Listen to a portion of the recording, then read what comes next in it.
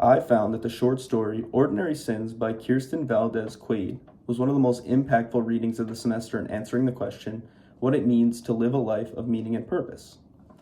Quaid's answer to this question begins with a foundational statement that everyone commits sins and fears the consequences.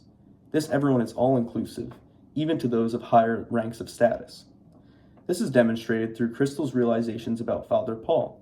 She may have done things she's not proud of, but even a priest is likely to carry that kind of baggage. Father Paul cannot escape his alcoholism despite his spirituality. Therefore, there is no reason to compare your sins to those of another, as it only serves to create a negative image in your mind. I also feel that this aspect of the story connects very greatly to our current day. I mean, a lot of people compare themselves on social media, and there's no point, as shown in the story. In addition, one must accept their wrongdoings as Crystal does in relation to how she felt about her unborn children. In this acceptance, a person will find it their responsibility to right their actions. Ultimately, Quaid seems to value three ideas when it comes to the meaning of life and its purpose. First, everyone has imperfections that make them who they are, and we must accept this fact before we can make judgments on others. In the story, Crystal realizes that Father Paul has begun drinking again and that, despite his position as a priest, he commits sins like everyone else. Despite her judging him directly, the story shows that there is no point to this and that she is merely projecting her own problems onto him.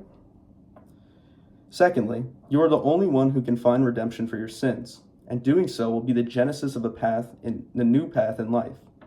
Crystal does not feel true satisfaction until she realizes that Father Paul is flawed as well, after which she accepts that she did wrong and seems to decide to do right by her children. It is unclear whether she actually ends up doing so. However, due to her epiphany at the end of the story, I feel that she did become a good mother.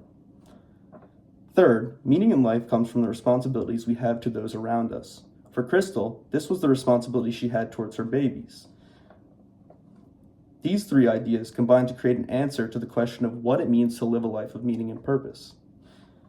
We find meaning in life through our responsibilities, which can stem either from everyday expectations, like a job or your responsibilities to your family, or wrongdoings from the past, like Crystal and Father Paul's problems.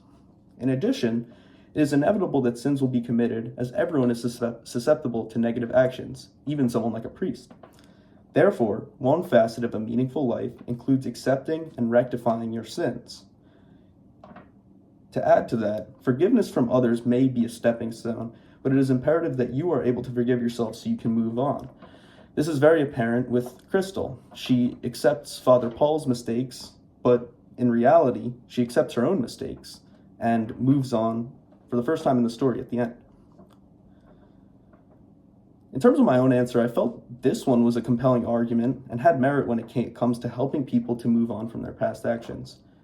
However, for myself, I feel that it is challenging to pinpoint one certain aspect of life that gives it meaning. I think the story captures one aspect very well, but it doesn't include the whole picture. I agree with Quaid that responsibility is a driving force in life, but I also feel that our connections with others and goals are equally as important. I also feel that it is important to appreciate life by doing things you enjoy and experiencing new things as much as possible. It is important to go through life with your eyes open and really experience the gift from God. Overall, I think we find meaning in life through kindness towards others and ourselves. We feel connections and obligations towards others when we are kind, and it makes us feel good to do good. Therefore, it is most important to be kind in every way possible and to rectify the situation if you fail to do so. To add some of what I learned from Ordinary Sins and Quaid, it is also important to accept when you fail and to move on from it, like Crystal did when she initially failed to accept her pregnancy. If you fail to be kind and you can't fix what you've done, you must keep your head up and move on while learning from this mistake. This will allow someone to find a true sense of responsibility, a responsibility in rectifying their actions while also improving as a person as they move through life.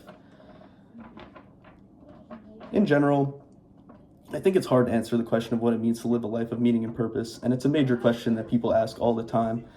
But I think that kindness and responsibility are imperative to our lives as God-respecting humans.